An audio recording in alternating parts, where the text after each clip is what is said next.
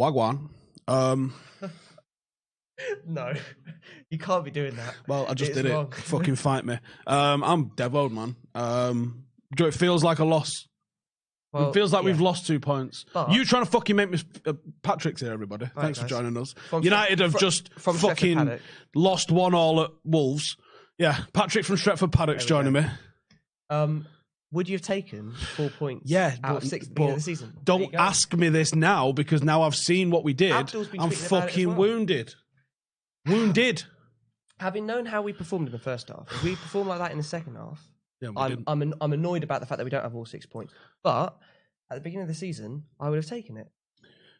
Give me a like if you'd have took 4 points out of 6 to start this league after you saw Wolves and Chelsea. And give it a downvote if you're... Give me a downvote if you wouldn't have took that prior to today, and then we'll talk about it after that. See, I'm angry, but I would have taken it anyway. I think it's the performances of some players that I'm more annoyed about than I would have took it, but now I don't want it. Now I'm disappointed. For sure. Wale, I'm assuming instead of Whale. The 2 sides of Pogba, right? No, the penalty isn't what I'm talking about in the 2 sides of The first half Pogba. and the second half. The first half and the second half was the 2 sides Tell of you Pogba. what, first half looked quality. Ran things in midfield, passing things, connecting the game. Second half, giving the ball away way too many I times. don't even know what he did. Way too many times. I don't even care about the penalty, because like Marcus said it post match about the penalty. You can miss penalties. Yeah, Marcus has normal. never missed a penalty, He but will you can miss He will at penalties. some point. That's inevitable. He will. Sometime there'll be a goalkeeper who reacts to his ball quick enough. It'll be safe. Yeah. But Pogba's ones, he has less of a chance of scoring than Rashford does, which is why I think we should have one designated penalty taker, Marcus Rashford, boost his stats up more as well. And that should be it. There should be no debate about it. There should be no, I won it, so I'm going to take it. Like there seems to be between Marcus and Pogs at the moment. Right, and So can I there you get in on that, actually? Let's go straight in on that one. Why the fuck are we deciding who's taking penalties as penalties have been awarded? And free kicks. This is Manchester United. This is Premier League. This is the pinnacle of football. I was going to say in this country, but let's be honest, basically in the world, right? Only the clubs. Champions League, in terms of everything else, is bigger than the Premier League, right? Certainly for people in England, arguably for most. I mean, what other league is there? It's the number 1 league in the world, certainly in terms of gets watched. Why don't you know who's taking penalties? Why don't we walk onto that pitch going, we've got penalties, mine? That should be how it is. Yeah, it's been a feature for the past few years, really, that we don't know who's taking free kicks and we don't know who's taking penalties. We should have free kick routines that are built around the big men in the box, Maguire, Pogba, Lindelof. We should have a penalty taker, a.k.a. Marcus Rashford. There should be no debate about it. There shouldn't be a sort of an on-the-pitch drama. It should be sorted. Maybe if somebody's on a hat-trick and it's a game that we're far ahead, then you go, okay, Pogba, you can take that. Yeah, mate, but that should be the penalty take. The lead penalty taker should go, here you go. Yeah. Yeah. Walk over and give it him. Yeah. Do you want it? And if he says no, go, sound, mine then. Yeah. How good would it be if Marcus scored that? We Hang win on. 2-1 and Marcus has scored Miles 3 High, goals? can't give you a like because you're being too negative. Tough game, we should have I was nicked being it, but positive best a minute ago. performance, and we're still progressing. We lost there last season. Progress. It is progress. I was being positive a minute ago. Right, but that I want doesn't mean more. I can't be fucking annoyed. I want more. Yeah. I'm very happy with the fact that we got 4 points from 6. As we said, we'd have both taken that. I'm sorry, I don't still see think we how could have that's had both negative. all I don't 6 think you points. can watch the second half of that fucking game and not have some negativity about what you're thinking, but it's not negative to think that. Which is why I think there's a problem where people think, oh, you have to be one, negative or positive. I'm very happy that we've got 4 points from those 6 games. Do I think, based on that first half performance especially, we should have got 6 points? Absolutely. And knowing that we were a penalty away from 6 points, and how good would that have felt? How good would that have felt? There was a lot to be positive about in the first half, and there was plenty to be negative. If you want to call it negative, I would call it analysing the game honestly. Analyse the game honestly. There was some really good things in the first half. And there were some really bad things. And there was some really bad things in the If you want to second talk half. about individual performances, and I think that's where it get interesting. I think Daniel James had his moments where he dribbled past players and looked spectacular. He also had moments where he couldn't get past players, and more than that, he had moments where he just doesn't have a final got pass. a fucking stat for There you. you go. I've been talking about the final ball. Yeah. I know since You've been talking I about it in saw him in a pre-season, United shirt. and nobody agreed with you. Yeah. Here we go. 0 out of 6 Stephen crosses. Howson's the best football analyst around. Thank you. That's what we say. So Only 0 half out of joking. 6 crosses completed. Not good enough. No, which is why I've said it before. For me, he's very much that player you throw on in the last 20 minutes, that last 10 minutes, and he does bits, as he did against Chelsea. He stretched their defence further. He gave them more problems because on comes this super quick kid. And that should be his role. Yep. The same role that I think Lingard should play, coming off the bench in the second half, in the last 30 minutes for longer than James. Because Lingard, is excellent at finding space. There's a comment that says Lingard, fuck off. Yeah, no. But I don't get this for Jesse Lingard. He's not a perfect player, and I've said he doesn't start for me if everything goes to plan. No. He is. He's one of the players I would include in that. When I look at our side, I go, we've got 9 out of 11. Yeah. And I include Jesse as he's now the starter and right wing. And the right wing spot. Yeah, whether that's Pereira or James, I don't feel confident in that. You could even make a case that McTominay is still not the level of player.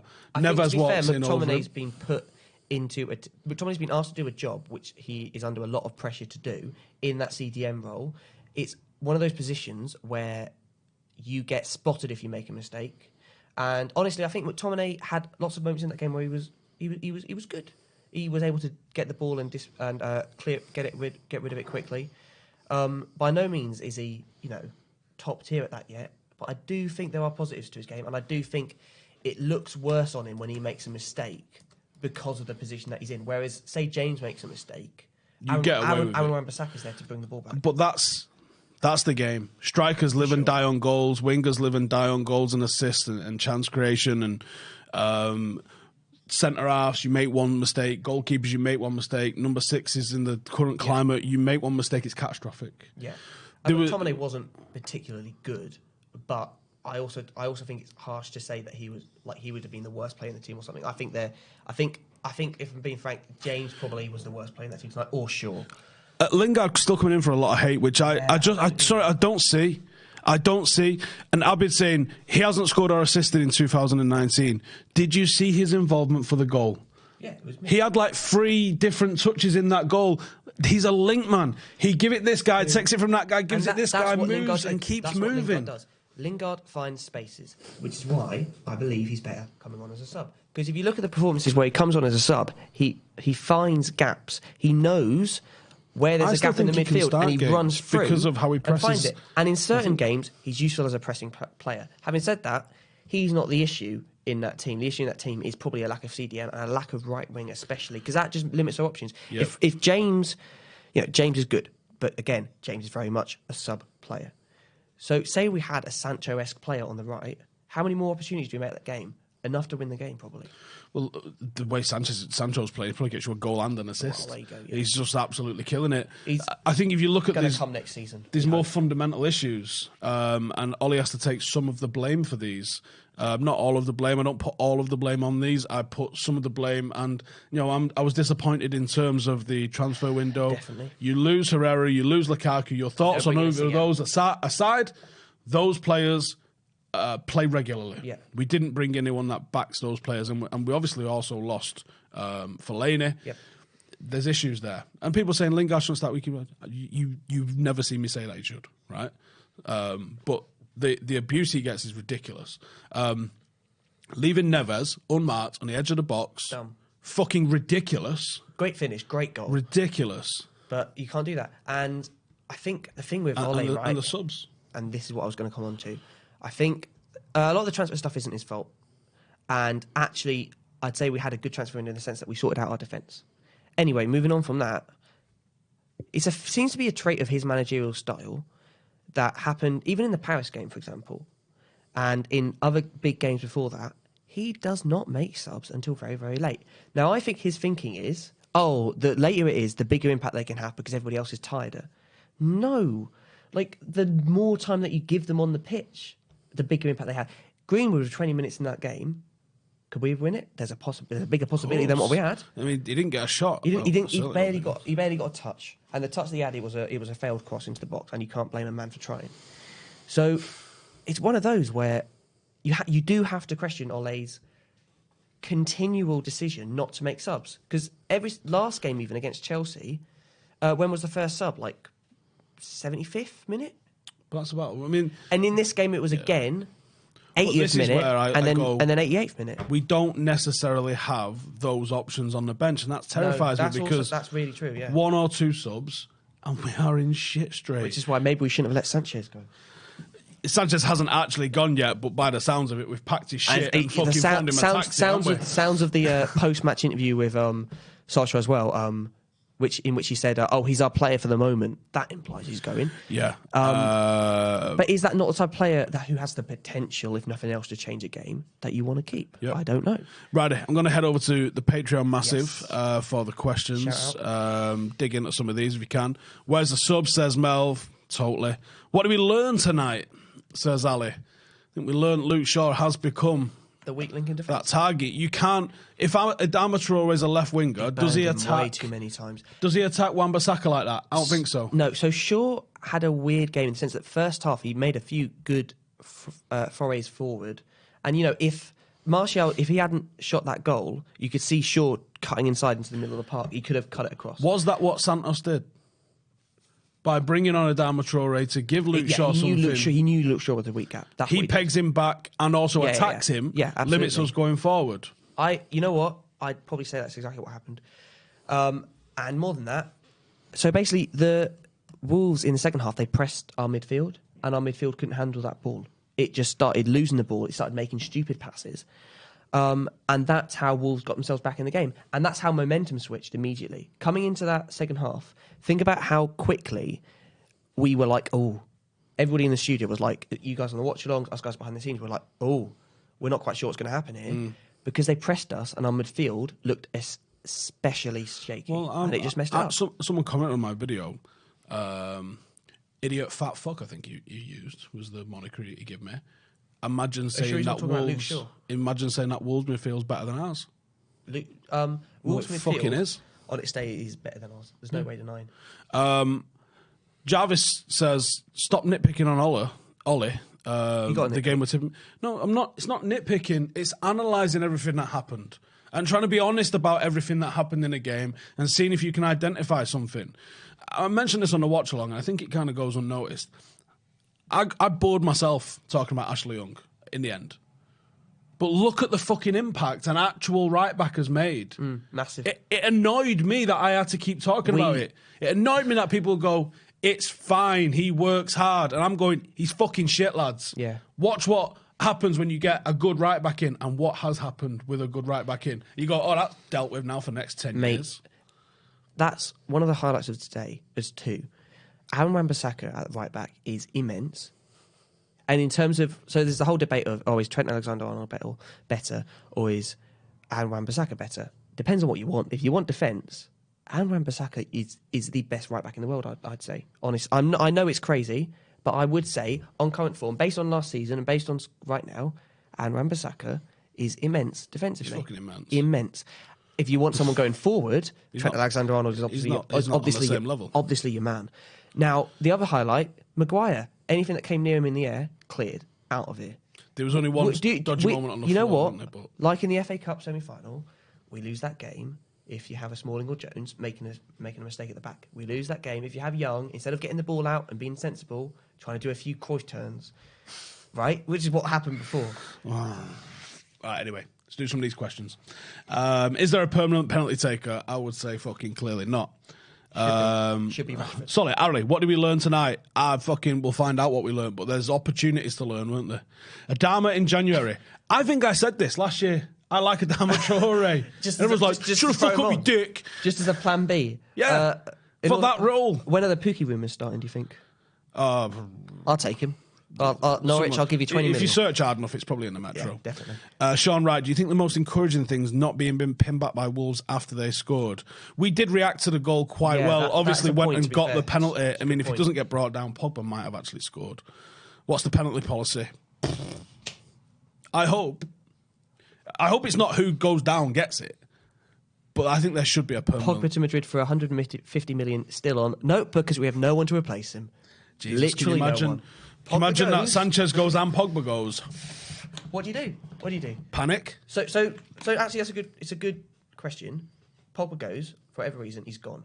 What do you now do as Manchester United manager? What do you do? Panic. No.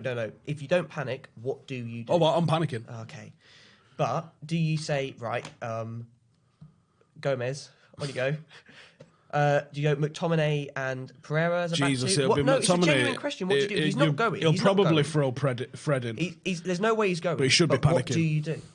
It'd be Fred, but I'm panicking. It's not good, man. What possible and logical reason could be there for not putting the subs on so late? There isn't one. There isn't I one. think he thinks that if you put them on later, say a Greenwood, for example, his pace and dynamism would be so big that he thinks that in comparison to really tired defenders, that their impact will be massive. I disagree. I think you need to give a player 20 minutes because you need them 10 minutes to warm up to a game and then 10 minutes to go, okay, I'm absolutely blitzing this right back now. So there you go. Tino says, why was Neves left for the space? Yeah, we spoke about that before. Like, yeah, you know it, I know it, he knows it. How he was left there is fucking flabbergasting. Ole probably saw it coming. None of the players on the pitch did. Yeah, which is not good enough. Clemens, how terrified was I seeing Traore coming on? I wasn't terrified. I thought I became terrified. I saw Santo going, there's something to happen, but I didn't actually think he would go and absolutely destroy Luke Shaw the way he did. We really did. We did really cross the ball with set pieces. Why is that when we have Slabhead? One interesting feature I found about the set pieces is that we have not nailed it yet. No, it will come. Maybe it's too early for that. Oh, we have Slabhead at the back, who's then supposed to cross the ball back in, or knock it down, maybe. But there's no one around him, is there? Why not have in the middle, heading it straight in? Saeed Ali in the comments with a super chat there. Cheers, brother. He says we took 1 point from Wolves and Chelsea last season. Now we got 4. Very positive. I'm happy with our team. It's not about that though, is it? It's about what we've just had, and we should have had better. It's the fact that we could have had 6, and you'd have taken. I would have definitely taken 4 points at the beginning of the season, but I want 6. Lewis says it's a bit pointless having a keeper as a captain, not just at United, but any club. Not necessarily, but there should be a leader in the middle of the pitch, yeah. And which Pogba doesn't shout enough for. McTominay, I feel like could maybe be that person, but doesn't necessarily have the maturity amongst the squad to necessarily warrant it yet. So that makes you think who on the outfield is the leader. Defence, you've got Maguire and Lindelof, who are both. I'm telling you what to do, and you're doing it. So that's sorted. Midfield, however, you need a leader in there, and I think that is a big thing. Matt says, is there, as per usual, a massive overreaction to the draw? Of course there is. I haven't seen one yet.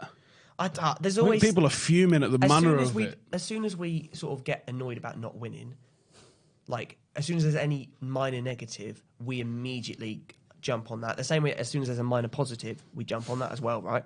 Take the 4-0 Chelsea win. We're supposed to win the league after that, aren't we? Are we not now? You know what? 4 points from 6 can do it. Oh, fuck's sake. It's good enough to finish third or wherever we are in the league. I didn't like the manner of it, to be honest. And first half performance was solid. I think it was better than solid. I think it was very good. In fact, I'd say it was brilliant, actually. It was professional. It was brilliant. It just lacked chance creation. Apart from that, it was mint. Why can't Pogba keep his cock up for 90 minutes? Because he saunters across the pitch and he has moments of brilliance, but then can't be asked for the rest of it. I think that he needs runners around him. And he needs someone probably a bit more... Occasionally he gets the ball and he thinks, yep, I am going to have a field day with this. And other times he thinks, you know what, I'm just going to sort of give responsibility for this away. And that is the problem. I think he's never quite adapted to the Premier League. You need to be on that all the time as opposed to the Italians. Jabir in the comments says, what changed over half-time as we were on top? I was thinking overrun 2v3 in midfield. I don't want to say it was just Traore coming down. I'm going to have to watch it back tomorrow. It was the way in which he changed the way that they played. Not how him on his own, but the way in which he changed the way that they played. It's just that he put pressure on Luke Shaw, pinning us back, meaning that they could put pressure on us continuously, meaning that we lost the ball. And as soon as that, and it is, Ole at the beginning of his reign, when we had that fantastic 10-game run, was like, it's all about mentality, it's all about psychology. It's the same within a football game. As soon as that momentum went from us, we knew we were going to concede, and that meant we knew we were going to draw. Ruak says, why is everyone overreacting? We're on the same points as City. 21 is coming. Fuck's sake.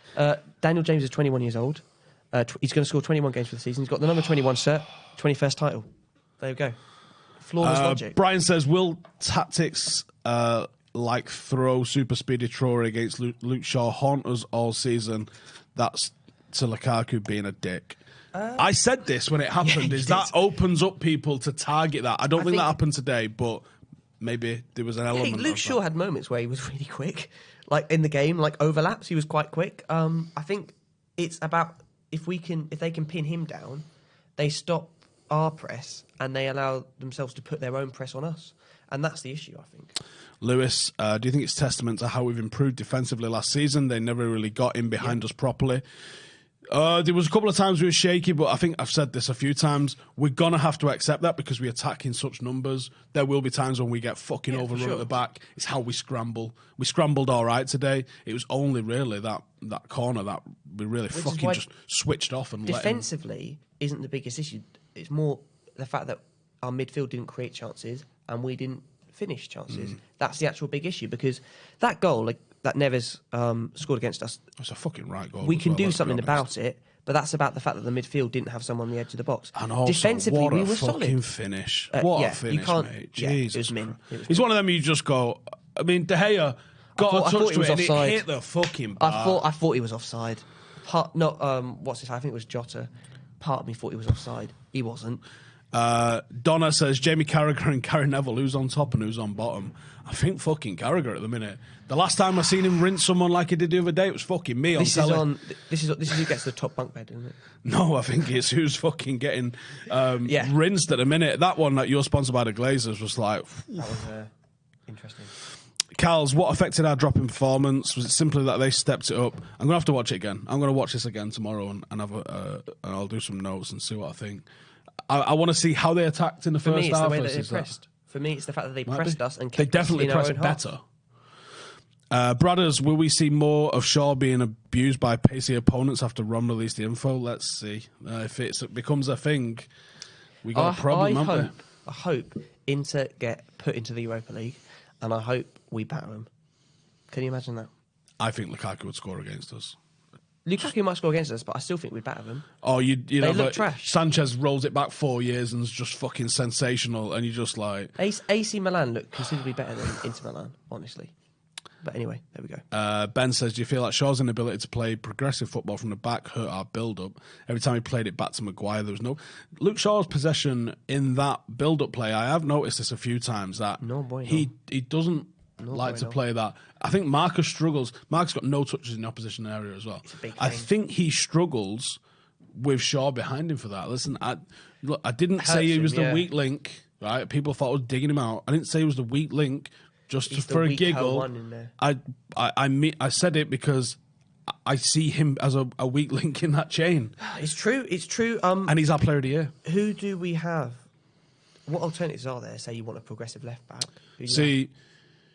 I don't know if Brandon Williams is ready yet. Brandon Williams, in terms of attitude and commitment, you're not going to get anything better. And he's an attacking fullback. Is he injured right now? No, he's fine. And he's also a raging fucking lunatic. And I say that with love, brother. But he's a fucking nutter. He's a fucking nutter. We want lunatics. He's a great leader. He's a fucking great leader in the academy as well. So do you think he'd be given a chance soon, hopefully? Carabao Cup? I've said Laird, because I think Laird has got some X-Factor-ish about him.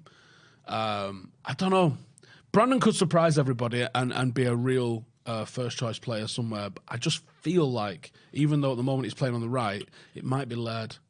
Although, Laird's currently out injured, although I have it on good authority he'll be back in a couple of weeks. So, this is the youngest side of any Premier League game so far this season. Our youngest since the tail end of 2016? Last game of the season then, I believe. Is that under Louis? Yep, I think so. Don't quote me on it. But I'm pretty sure it's around that time that it's our youngest team since then. And yet, I still question the fact that Gomez isn't in the squad. I still question the fact that Greenwood wasn't given more time. Yeah, Greenwood should come earlier. Right, so... Let's blast through these. Maybe Greenwood gets a start against Crystal Palace. Internet Explorer says, why did we wait so long with the subs? Fuck knows. No way. Maybe he was using Internet Explorer, so he thought it was... There's a good one. David the God says, did Dan James prove why he should come off the bench and why Mason should maybe start ahead of him? That's a ballsy call. Ballsy call if Mason starts starting games. I thought Pereira was good against Chelsea, to be honest. Pereira was good against Chelsea. Off the ball. I see him starting against Crystal Palace, but Why not? Why not Green? Carl's again saying the same thing. So it's more effective. Yep, I agree. More effective as a sub. Right wing situation seems a hard one. I wonder if it was just a case of United have gone, fuck it, we'll get Sancho next year. I bloody hope so. And if that's what we got to wait on, you go, fucking all right then. That's fine. I don't mind getting fifth, winning the Europa to have Sancho next summer. On a serious note, from Milan, he says, do we need to go on a run now until Liverpool to compete for top 4? Yes. I think they're all winnable games. Yep, they are. This was a winnable game. Yeah, but like the rest of them, you was like, they should be 3-pointers. Crystal Palace, Southampton, next two, should win. That should better win be them. fucking 6 points. We were on 10 points by the end of that. Why did Shaw not take on Traore when on defence? He consistently looked to mark another man. What's the thoughts on our left-back doing that? I think he's got to step up. Yeah. Matt Jarvis says, is Mason supposedly our best natural finisher? Why doesn't he get brought on earlier? Because he's still 17, but it shouldn't mean fuck all, man. They should just give him the go. The reason he doesn't get brought on is because Ole has this weird thing of bringing them on late, which is wrong, and he needs to change it. Can we appreciate how much better De Gea's distribution looks? Got a very interesting podcast coming up where we talk about a little bit about Eric Steele and some of the coaching around De Gea. What's the info that Ron released? It was the speed of every player, and he put Shaw at the very he's shown Shaw being the slowest player in the squad to highlight how quick he was because he was second. But he could have just highlighted the top. He said he went all the way to the bottom, was like, hey, Luke Shaw, hey, look at me. Yeah, whether it's fully accurate is very questionable. Tino saying, now watching live and want to end on a positive. Wan-Bissaka just doesn't miss a tackle or interception. Maguire gives some leadership at the back. Earlier. Players like Mctominay are getting better the more experience they get. Martial is clinical in his partnership with Rashford. Oh, what a goal, actually. Can we talk about that? Yeah, mint. What a fucking goal really, that was. 50 goals for Anthony and Martial. Could this team be contenders in 2 or 3 years with the right additions? I think you sign a Sancho, you bring in either an Ndombele or a Neves, depending on which way you want to go. We're not going to get Ndombele now, but... that sort of player. The 5 that I said at the end of the season: Neves, Ndombele, Sancho, Wan-Bissaka, and Alderweireld. If we'd have got those 5, arguably we got Maguire instead of Alderweireld. Fine. We got Wan-Bissaka instead of Wan-Bissaka. Sancho might be a next year thing. Soon come. It's that midfield. I wanted to because I wanted to totally change the way our midfield plays. McTominay, let's face it, McTominay is going to be in the first team this season, unless he really plays badly, which he isn't at the moment. So McTominay plays well this season. He continues to mature as a player. He could fill a void. Righty, give it a like if you're confident for next week and fucking annoyed about tonight. Crystal Palace. If you've not gone and seen it already, then go and check out my brew that we have on Mondays. It's a live video that we do at 4 o'clock every Monday on Stretford Paddock, although today it was 4:45. It's a quality video. It is a quality video, if I say so myself. Today we talk about all sorts of stuff, including my fucking stupendous weight at the moment. We find a way to make that fucking well interesting and stretch it out for about half an hour. We talk about Nordic skiing. We talk about Cantona and how he smells. We talk about a lot of things. I definitely recommend you check it out and go and subscribe to all the fellas on Stretford Paddock, which is where you'll find more from Patrick. In fact, tomorrow probably. Well, probably not if you're coming in late. I'll be in time, don't worry. All right, okay, cool. So it might be Patrick doing the news tomorrow. And that's it, I guess. We'll call it a day. Thank you guys for watching. Please subscribe if you're new around here. We're nearly at 120,000, which is fucking gangster. And I guess I'll see you at 9 o'clock in the morning when the podcast is released. Until then, laters.